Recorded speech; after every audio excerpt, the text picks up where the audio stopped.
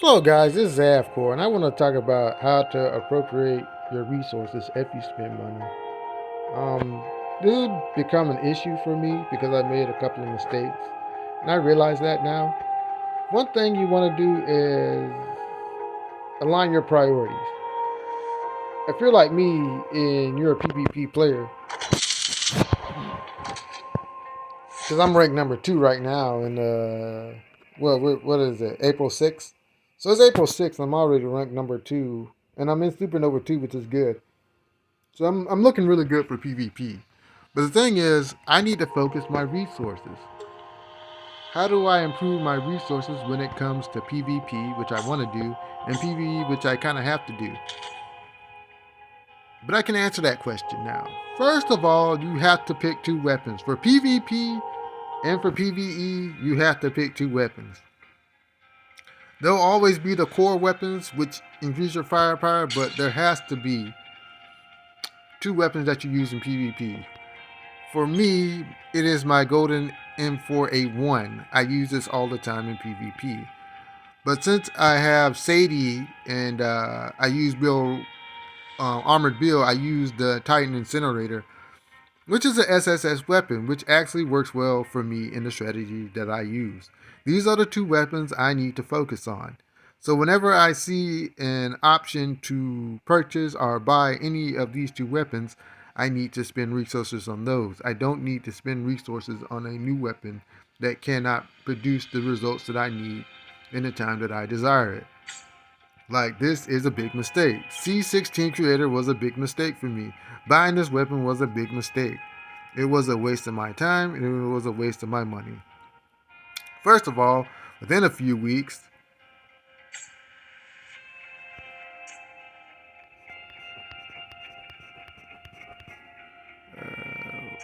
weapons, let me go.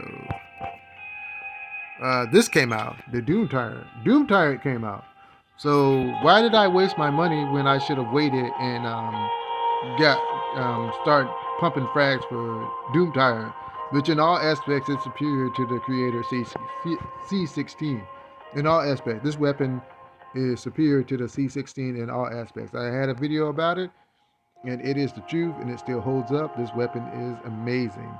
So I wasted my resources because SSS weapons are harder to level up than S weapons.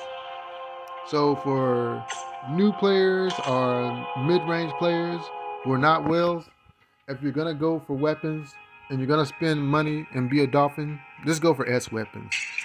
Because still to this day, I still use the golden M4A1, and the awakenings I got on the M4A1 are not wasted because I use it to consistently make Ultimate Champion. I make Ultimate Champion every month, so this weapon has allowed me to do that. This was not a waste of my money. The C16 Creator was a waste of my money. Um, the This weapon was kind of a waste of my money. I wasted my money on this weapon.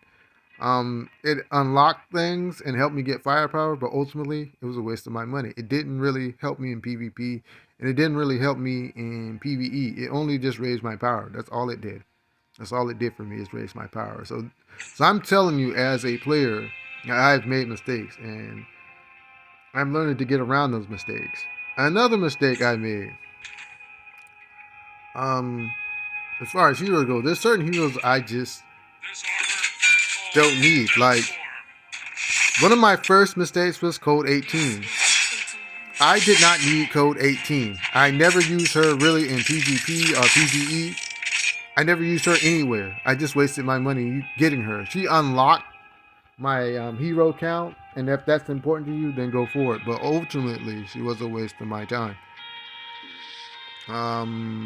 Another character kind of wasted my time was Ray Power. The reason why he was a waste of my time is I got him too late. If I got him earlier, his value would have gone up as I would have leveled him up with more stars. But I got him late, and this was kind of a waste of time because older characters like these need a lot of stars in order to be effective. Another mistake I made, not putting enough resources into Lance Bean. I used this character effectively to make Ultimate Champion. and then scrapped him when other heroes came in. John Connor was the reason I got rid of Lance Bean. But if I looked at it in the long term, I should have just kept pumping stars into Lance. Because once he hits 5-star and is awakened, he's really good. His awakening is extremely good. Iron Arm increases damage area and charges forward 3 times when leaping or diving. Iron Arm's second attack deals an extra strike of damage to enemies on both sides. His damage and stun is so good that people still consistently use Iron Lance and higher levels of PvP. So that's another mistake. So one mistake is to avoid is to know your playstyle. I play really well with Terminator. I play really well with Sadie. I think Sadie's one of the best PvP characters right now, hands down in the meta. That's why I'm just gonna pump. I'm awaken her. She's gonna get awakened, and I'm going to awaken Bill Riser. Bill Riser is not the best character for PvP, but Bill Riser is interesting in the fact that he's good in both PvP and PvE content. This is why one of the best investments you can make in Contra Returns is Armored Bill, because he is serviceable in both PvE and PvP content. And few characters can do that.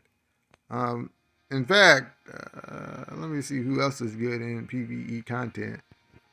I actually made a list of characters who are good in City of Ash. Like, she's really good in City of Ash.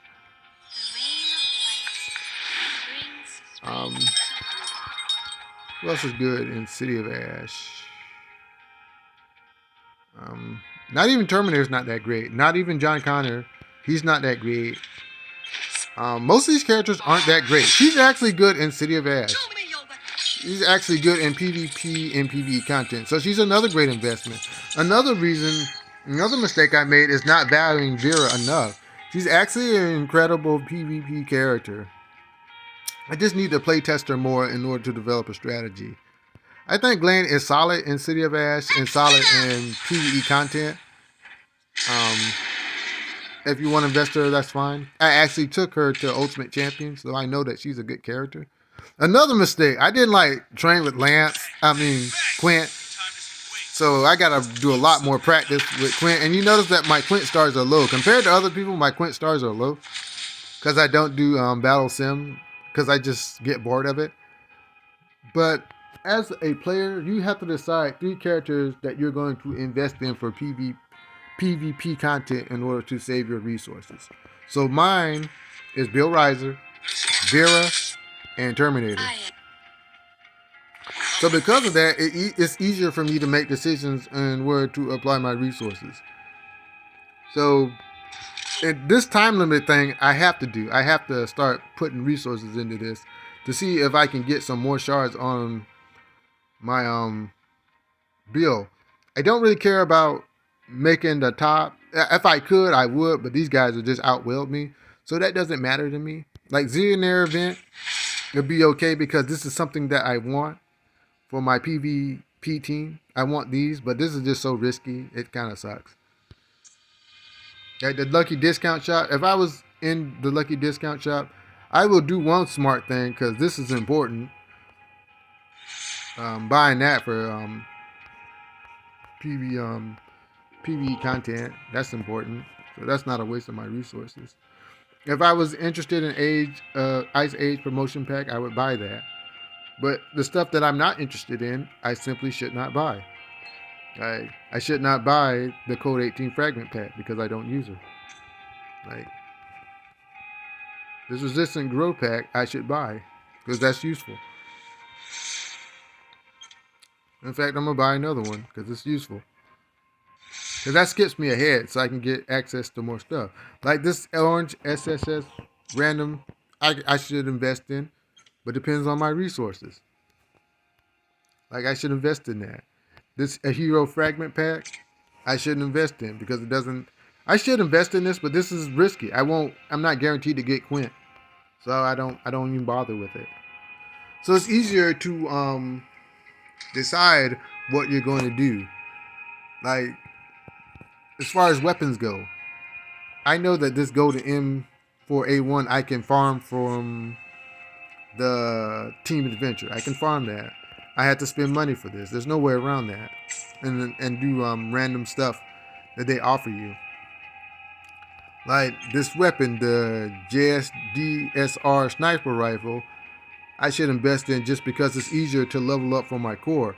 Like for your core, sometimes it's just best to go with the S weapons because the SSS weapons are so hard in order to spend money on and level up that you shouldn't even bother with them until you're ahead. Like this one weapon I should invest in because it's easier to get fragments for it since it's been out so long. But I should not invest in this weapon. This was a mistake for me. Um, this was not a mistake. Getting Awakening for this was not a mistake. If it comes down to it, and if I level it up, I will replace the, M4A1 Roaring Thunder with it. So as you can see, there are reasons in order to purchase weapons and to get weapons. Going back to your PvP team, you actually have to buy weapons that will awaken their skills. And when you come to skills like this, and this is why this is okay that I bought this lightning laser cannon. It's garbage for me, but it awakened a very important passive because it reduces the damage that build takes by 10%. And this is a permanent passive, so this is really good. So this was worth my time. And getting these weapons were worth my time.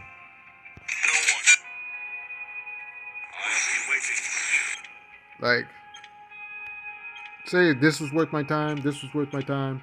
So this is actually worth my time. So this was double useful for me because it awakened 2 passives on characters that I use for my main PvP team. Like, this was important for me to get the Power of Zeus because this awakened a passive that I needed for my main PvP team. Like Sadie.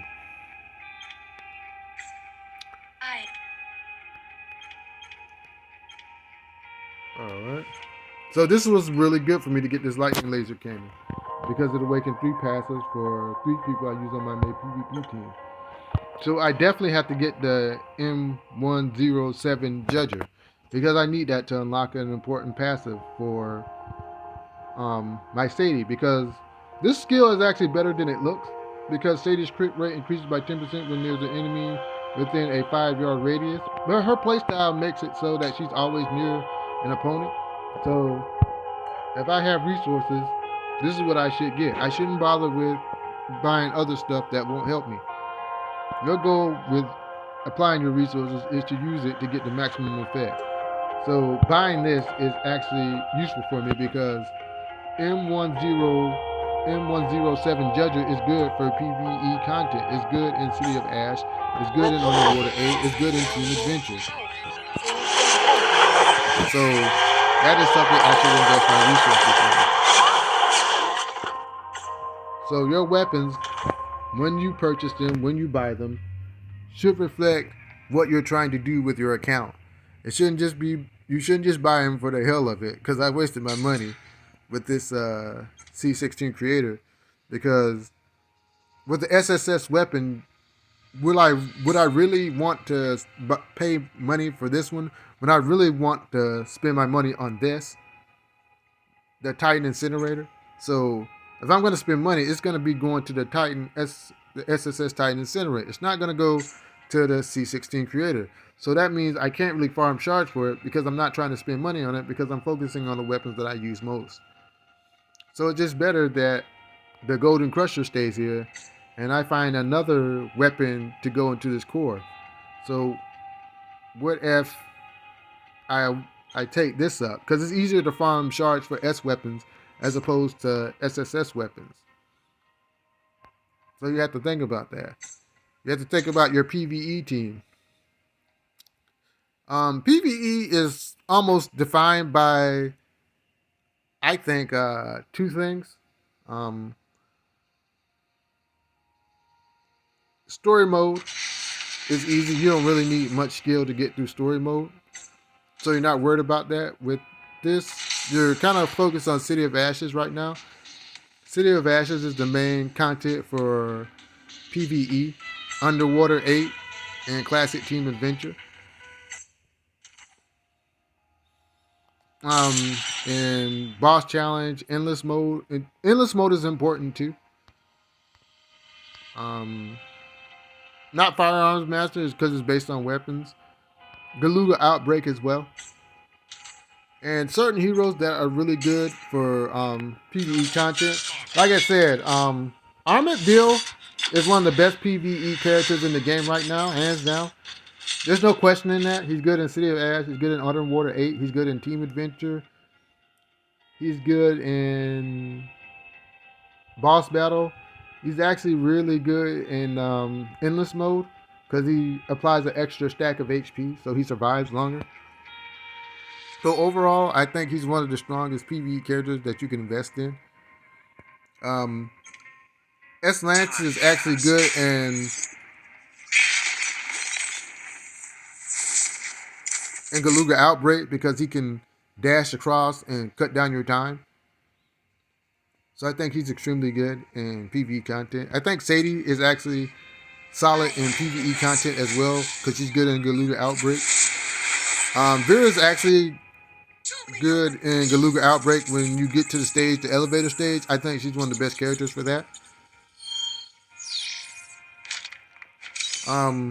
Who else is good?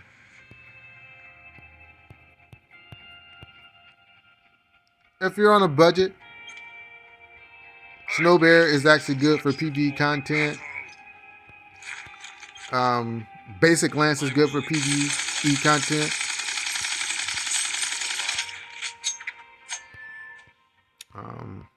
Those are all budget heroes for PvE content. But as a player, if you're playing for PvE, you only want to focus on the heroes that are going to help you in PvE. And if you don't use this guy, then don't put stars on him. If you don't use her, then don't put stars on her. It might increase your power, but overall it's a waste of money. Like, there's other characters that you should waste your money on. And I just don't, I feel that Code 18 and Ray Power, their best gears are behind them now. They're just kind of outdated. Other characters are more mobile than Ray Powered. And more characters are more mobile and more damage effective than Code 18.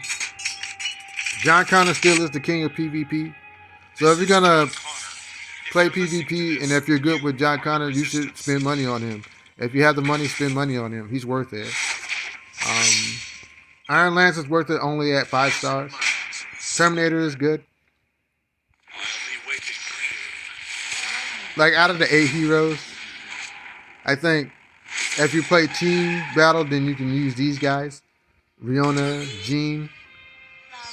I think Aurora takes too much time and effort to be good with her. Her output is just low. So as a PvE player, you only want to use the heroes that help you in PvE content. Like, sadly, Brad Fang is just no good. Sheena, people are test runners. She's just no good. Brownie, no good. Lucia, she's still good in PvE content, but she's slowly grinding down. Other characters are just outperforming her now.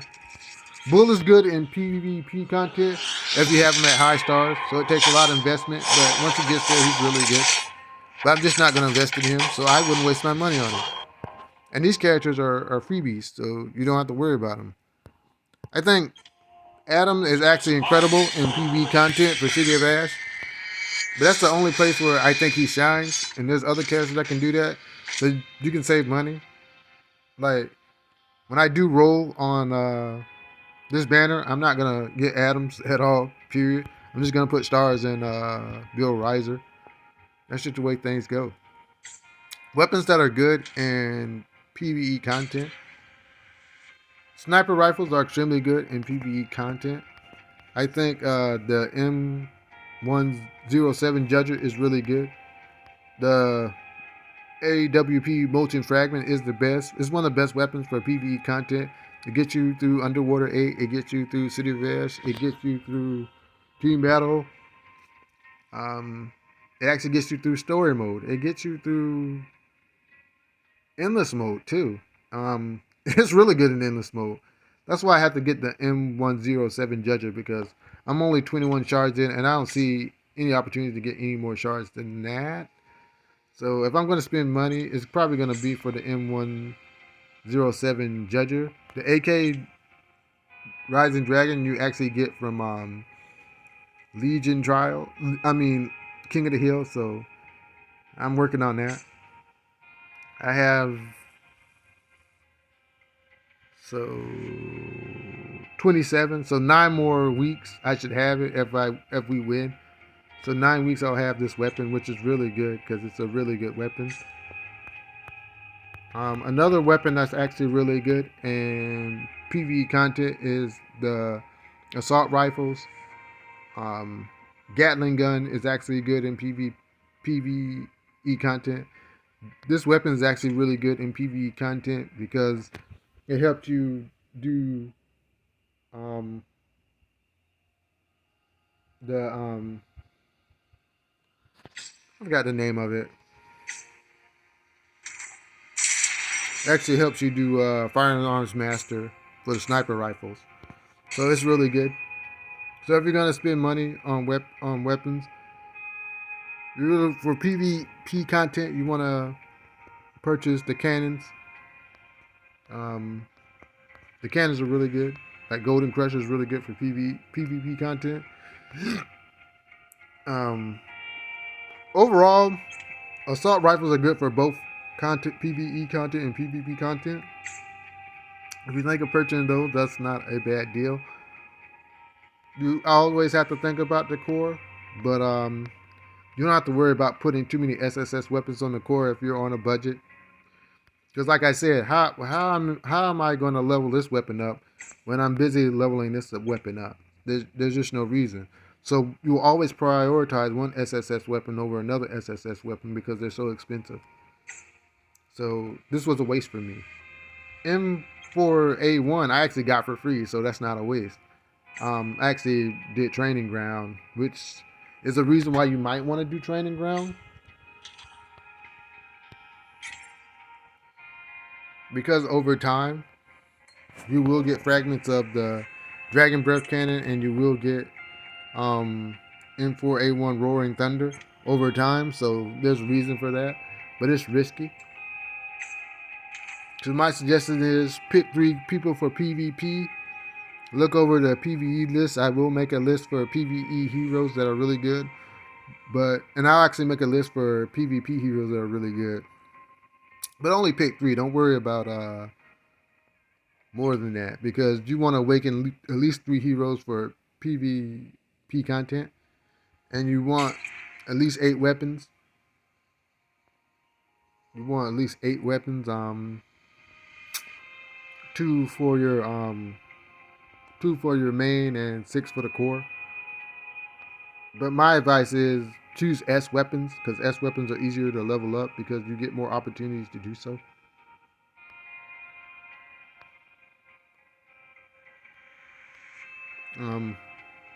That's why I really regret this one.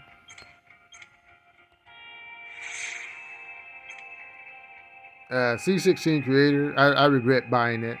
I really do. But that's okay. Over time, I'll probably level it up, but not before the Titan Incinerator.